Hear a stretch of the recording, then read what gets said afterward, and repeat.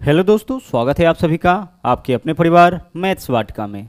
दोस्तों, मैं हूं रुपेश यादव और इस वीडियो में हम लोग क्वाड्रेटिक इक्वेशन के पार्ट 2 को देखेंगे। इससे पहले हमने इसके पार्ट 1 को अपलोड किया था, जिसका लिंक आपको इस वीडियो के डिस्क्रिप्शन में मिल जाएगा।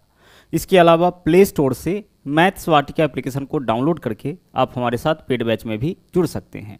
वहाँ पे आपको 350 रुपये में कंप्लीट मैथमेटिक्स और 350 रुपये में कंप्लीट रीजनिंग कराया जाएगा। तो आइए शुरू करते हैं आज के क्लास को।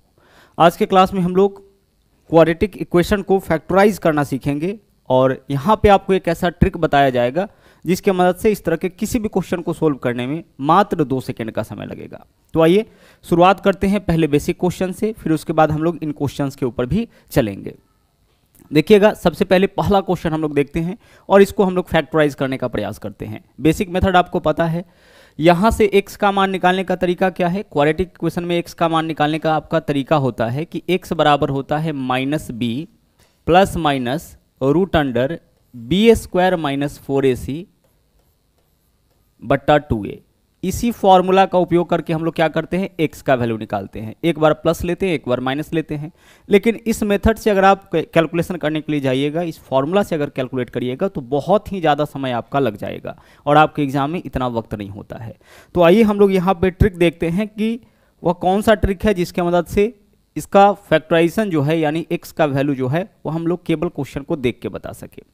तो यहाँ पे जो ट्रिक है आपका, बहुत ही ध्यान से इसको देखिएगा। आपको इसमें सबसे पहले यह चेक करना पड़ेगा कि जो b का वैल्यू है वह पॉजिटिव है कि नेगेटिव। यानी जिस क्वेश्चन को आपको फैक्टराइज करना है ना, जिस क्वेश्चन में x का वैल्यू आपको निकालना है, वहां पे आपको क्या चेक करना पड़ेगा कि b का वैल्यू जो है वो आपका पॉजिटिव है कि नेगेटिव। b किसको बोलेंगे? जो x का कॉफिशिएंट होगा, जो x के गुना में होता है, उसी को b से डिनोट करते हैं। पिछले क्लास में भी हमने आपको बताया था कि जो x² का कॉफिशिएंट होता है उसको हम लोग a से, जो x का कॉफिशिएंट होगा उसको b से, और जो कांस्टेंट वैल्यू होगा यानी जिसके साथ x लगा हुआ नहीं रहता है उसको हम लोग c से डिनोट करते हैं। क्वाड्रेटिक इक्वेशन में तो ऐसे ही करते हैं। तो आपको चेक किसको करना है? b को। अगर b का मान पॉजिटिव है, ठीक है, क्या हो सकता है? या तो b का मान पॉजिटिव हो सकता है या फिर b का मान नेगेटिव होगा। यही चेक करना है आपको कि b का मान पॉजिटिव है कि नेगेटिव। अगर b का मान पॉजिटिव होगा उस केस में आपको b और c दोनों का साइन चेंज कर देना है। यही हमारा ट्रिक है। अगर b का मान पॉजिटिव होगा उस केस में क्या करना है आपको? b और c दोनों का साइन चेंज कर देना है। पहले थोड़ी देर बहुत ही आराम से चीज़ों को समझ लीजिए, फिर उसके बाद आपके लिए बहुत ज़्यादा आसान हो जाएगा।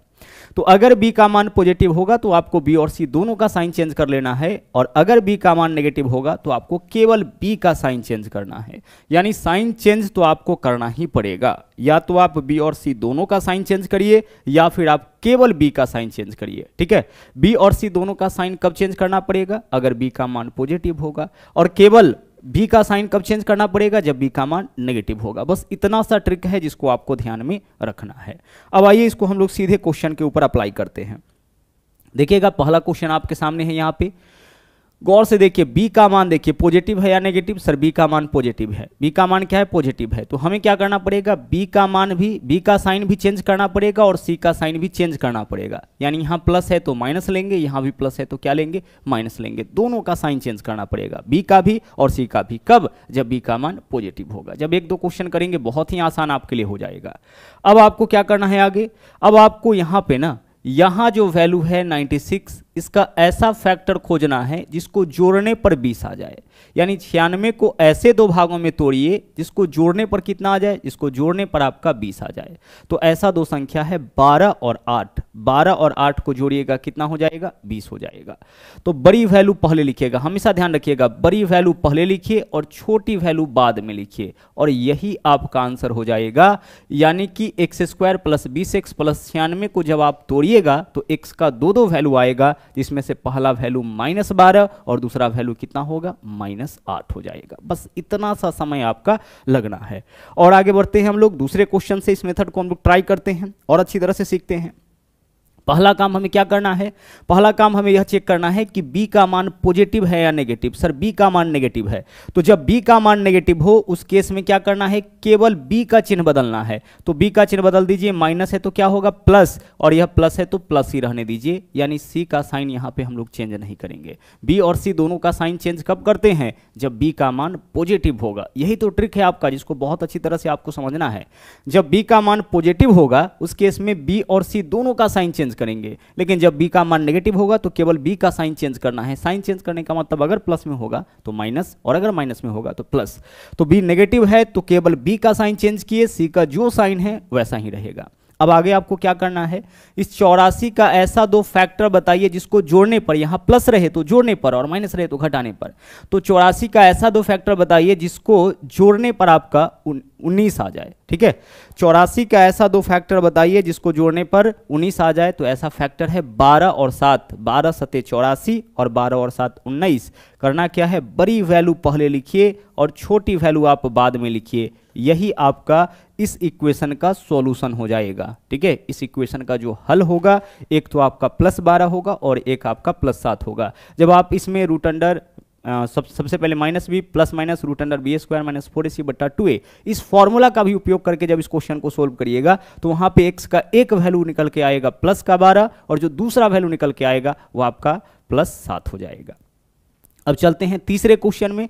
तीसरे क्वेश्चन को गौर से देखिए। सबसे पहले इसमें चेक करिए b का मान पॉजिटिव है कि नेगेटिव। सर b का मान नेगेटिव है, तो जब b का मान नेगेटिव हो उस केस में क्या होगा, केवल b का साइन चेंज होगा, c का जो भी साइन है वही रह जाएगा। c अगर नेगेटिव है तो नेगेटिव, पॉजिटिव है तो पॉजिटिव। किसका साइन चेंज करेंगे, केवल b का साइन चेंज करेंगे। ओके, a से मतलब नहीं है। अब आगे क्या करना है आपको, 96 का ऐसा फैक्टर खोजना है जिसको घटाने के बाद 20 आ जाए, क्योंकि यहां माइनस है। 96 का ऐसा फैक्टर खोजना है जिसको घटाने पर कितना आ जाए, जिसको घटाने पर आपका 20 आ जाए। ठीक है, चलिए, तो 96 का ऐसा फैक्टर जिसको घटाने पर 20 आएगा वह आपका 24 और 4 है। 24 में से 4 घटाएंगे 20 हो जाएगा। करना क्या है, जो बड़ी वैल्यू है उसको पहले लिखना है और छोटी वैल्यू को बाद में, यानी कि 24 और -4। यही आपका इस इक्वेशन का सॉल्यूशन हो जाएगा। जब आप इस इक्वेशन को सोल्व करिएगा तो वैल्यू आपका आएगा +24 और -4। जैसा कि हमने आपको बताया कि जो कोई भी मेथड आपको पता हो उस मेथड से इस क्वेश्चन को सोल्व करके देख लीजिएगा। x का जो पहला वैल्यू आएगा वह प्लस का 24 आएगा और दूसरा वैल्यू -4 आएगा। एक चीज जो आपको ध्यान रखना है, यहां पे क्या करना था, इस दोनों डाटा को गौर से देखिए। 20x 96, यहां भी 20x 96 था। यहां पे हमने आपको क्या बताया कि 96 को ऐसे दो भागों में तोड़िए कि जोड़ने के बाद 20 आ जाए, तो 12 और 8 है। लेकिन यहां पे हमने आपको क्या बताया कि 96 को ऐसे दो भागों में तोड़िए कि घटाने पर 20 आए। ठीक है, चूंकि यहाँ पे चिन्ह माइनस है तो जब चिन्ह यहाँ माइनस रहेगा तो घटाने पर यह वैल्यू होना चाहिए, और जब यहाँ पे चिन्ह प्लस होगा तो जोड़ने पे यह वैल्यू। तो यहाँ पे हम लेंगे 12 और 8 नहीं लेंगे, क्योंकि 12 में से 8 घटाएंगे तो उस केस में 4 आ जाएगा, हमें चाहिए 20। तो हम क्या करेंगे, 24 और 4 लेंगे, क्योंकि 24 में से 4 माइनस करेंगे तो कितना आ जाएगा आपका, 20 आ जाएगा। ठीक है, और फैक्टर आप आसानी से, कुछ कॉमन फैक्टर है जो बार बार आपका आता ही रहता है। आगे चलिए, अगले क्वेश्चन में आते हैं। अगला है नंबर 4 क्वेश्चन, x² + 25x - 84। सबसे पहले तो जो ट्रिक है वो हम आपको एक बार फिर से बता देते हैं। करना क्या है आपको, सबसे पहले यह चेक करना है कि b का मान पॉजिटिव है कि नेगेटिव। अगर b का मान पॉजिटिव होगा उस केस में क्या करना है, उस केस में b और c दोनों का साइन आपको चेंज कर देना है, और अगर b का मान नेगेटिव होगा उस केस में केवल b का साइन आपको चेंज करना है। c का जो भी साइन रहेगा वही आपका यहाँ पे रहेगा। अब चेक करते हैं इस क्वेश्चन में। देखिए b क्या है, पॉजिटिव, तो b पॉजिटिव है तो b का भी साइन चेंज करिए और c का भी साइन चेंज करिए, दोनों का साइन चेंज कर लीजिए। ठीक है, b का भी साइन चेंज करिए और c का भी साइन चेंज कर लीजिए। वास्तव में यह क्या है, यह जो x का वैल्यू आएगा उसका साइन है। ठीक है, वास्तव में यह क्या है आपका, जो x का वैल्यू आने वाला है उसी का यह साइन है। अब आगे हमें क्या करना है, आगे हमें 84 का ऐसा फैक्टर ढूंढना है ना, 84 को ऐसे दो भागों में तोड़ना है कि घटाने पर 25 आ जाए। तो घटाने पर 25 होगा तो 28 और 3 लेना पड़ेगा, तो बड़ी वैल्यू पहले लिखिए और छोटी वैल्यू बाद में। 28 गुने 3 84, और 28 में से 3 माइनस करेंगे क्या होगा, 25 हो जाएगा। डायरेक्ट आपका आंसर निकलेगा।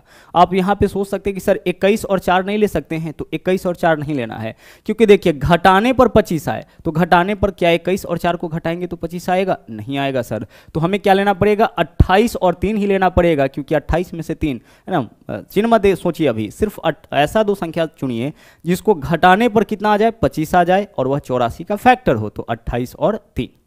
अब चलते हैं 5वें क्वेश्चन में।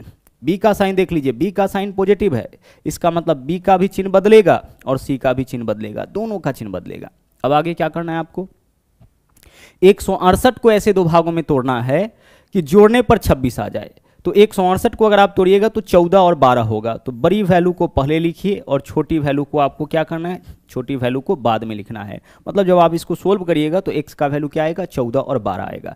जब बड़ा वैल्यू आ जाए इस तरीके से तो आप इसका ना प्राइम फैक्टर निकाल लीजिएगा। पहले 2 से तोड़ेंगे, 2 8 16, 2 चौके 8, फिर 2 से तोड़ेंगे कितना हो जाएगा आपका 42 हो जाएगा, फिर 2 से तोड़ेंगे कितना होगा 21 हो जाएगा, फिर 3 से इसको तोड़िए कितना होगा 7 होगा। अब इसको गुना करके ऐसे दो भागों में लेके आइए कि जोड़ने पर 26 आ जाए। तो देखिए 2 दूना 4 दूना 8, 8 और 21 और 8 नहीं होगा 26, जोड़ने पर आना चाहिए।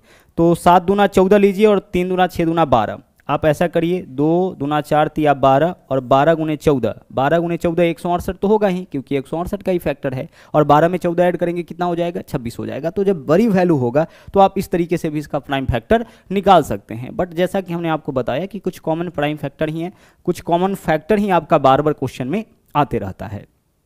अब आगे चलते हैं, नंबर 6 क्वेश्चन को देखते हैं। यहां पे देखिए b का साइन क्या है, नेगेटिव। तो जब b का साइन नेगेटिव हो तो केवल b का चिन्ह बदलेगा, केवल b का चिन्ह बदलेगा, c का जो भी चिन्ह है वही रहेगा। केवल b का साइन चेंज करेंगे, केवल b का साइन चेंज करेंगे, c का जो भी साइन है वही आपका रहेगा। ओके, चलिए अब हमें क्या सोचना है, यहाँ पे 60 का ऐसा फैक्टर हमें बताना है, ऐसा फैक्टर करना है कि जोड़ने पर 17 आ जाए, क्योंकि यहाँ पे प्लस है। 60 को ऐसे दो भागों में तोड़िए कि जोड़ने पर कितना आ जाए, जोड़ने पर आपका 60 आ जाए। तो क्या लेंगे हम, 12 और 5 लेंगे। जब कंफर्म ही है कि जोड़ने पर हमें इतना वैल्यू चाहिए तो 12 पंचे 60 और 12 और 5 17। बड़ी वैल्यू पहले और छोटी वैल्यू बाद में, हमेशा बड़ी वैल्यू पहले लिखिएगा और छोटी वैल्यू कहाँ लिखना है, बाद में लिखना है। कहने का मतलब इस इक्वेशन को जब आप सोल्व करिएगा, जब आप इसको सोल्व करिएगा तो x का 2 वैल्यू आएगा, जिसमें से बड़ी वैल्यू आपका +12 और छोटी वैल्यू क्या होगा -5 होगा। ठीक है, चलिए तो मेन जो ट्रिक था आपका यही है, इसको बहुत ही अच्छी तरीके से ध्यान रखिएगा।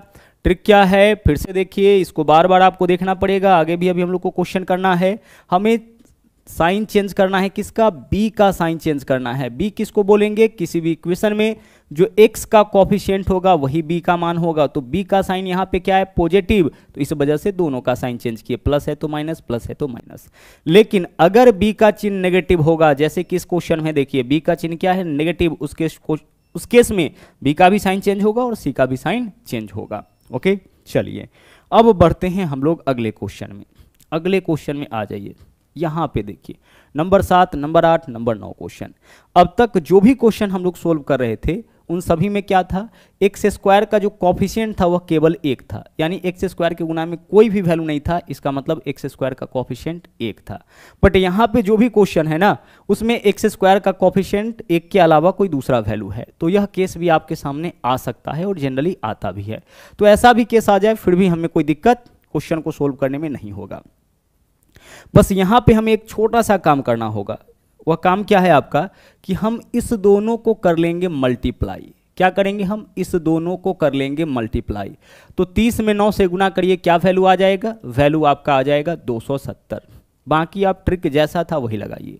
सबसे पहले b का साइन देखिए क्या है, नेगेटिव, इसका मतलब b का साइन जब नेगेटिव होगा तो केवल b का चिन्ह बदलेगा, c का जो चिन्ह है वही चिन्ह आपका रह जाएगा। ठीक है, जब b का मान नेगेटिव होगा उस केस में केवल b का साइन चेंज होगा, है ना, c का जो साइन है वही आपका रह जाएगा। अब आगे, अब से पहले यहां वाले वैल्यू को तोड़ते थे, अब इस दोनों का जो गुणनफल है 270, इसको ऐसे दो भागों में तोड़िए कि जोड़ने पर 37 आ जाए। जोड़ने पर कितना आ जाए, 37 आ जाए। तो बहुत सिंपल है, 27 और 10, क्या लेंगे हम, 27 और लेंगे 10। तो 27 और 10 यह आपका वैल्यू यहां पे आ चुका है। लेकिन यह आपका आंसर किस केस में होता, जब एक्स स्क्वायर का कॉफिशिएंट आपका 1 होता। बट इस बार क्वेश्चन में क्या है, एक्स स्क्वायर का जो कॉफिशिएंट है वह 9 है, तो इसके कॉफिशिएंट से इसमें भाग कर लीजिएगा। यहाँ भी 9 से भाग कर लीजिए और यहाँ भी भाग कर लीजिए 9 से, इतना काम आप कर लीजिएगा बस, है ना। इससे पहले 1 था तो 1 से अगर हम भाग करते तो वैल्यू सेम रह जाता, लेकिन इस बार क्या है, इस बार आपका कॉफिशिएंट 9 है तो 9 से दोनों जगह आपको भाग कर लेना है।